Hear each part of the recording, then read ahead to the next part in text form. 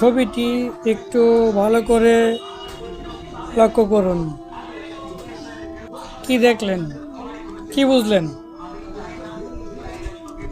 লোকটি হয়তোবা খারাপ কাজ করে, লোকটি হয়তোবা ক্রাইম করে, হয়তোবা অনেকগুলো রিলেশনশিপে আছে।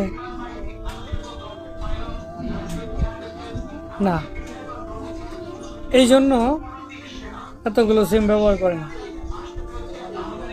এতগুলো সিম ব্যবহার করার পিছনে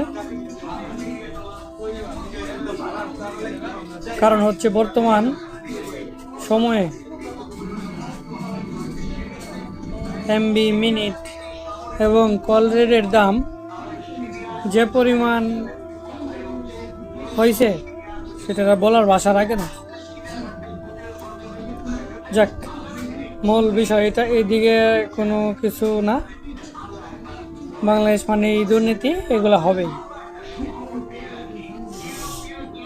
সেই পরিপ্রেক্ষিতে আমাদের সাধারণ মানুষের করণীয় কি? আমি অনেক ভেবে চিন্তে দেখলাম যে কে দুর্নীতি করলো, কে কি করলো, এগুলো দেখার টাইম নেই।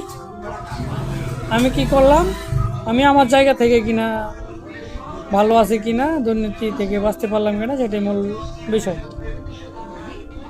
এই যে বর্তমান সময়ে এমবি মিনিটের এত দাম, 1 জিবি এমবি কিনতে প্রায় 50 টাকা পড়ে যায়।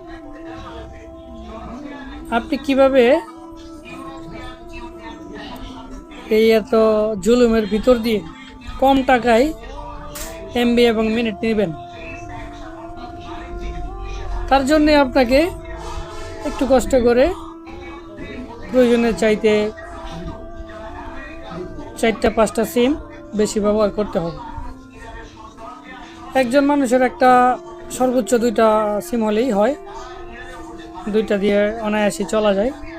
কিন্তু বাকি যে 4-5টা সিম থাকবে সেগুলোই যে এই ছবির ন্যায় বন্ধ থাকবে। আপনি যখন 1 মাস 2 মাস পর পর 1-2টি সিম অ্যাক্টিভ করবেন, তখন দেখবেন যে মাথা নষ্ট করা অফার। এটি প্রুফ সহকারে একটি স্ক্রিনশট আপনাদের সাথে শেয়ার করার চেষ্টা করব। যে অফারটি আমি গতকাল রাতে নিয়েছি এবং গত মাসেও একটি নিয়েছি, সেটিরও একটা স্ক্রিনশট আপনাদের মাঝে দেওয়ার চেষ্টা করব ইনশাল্লাহ।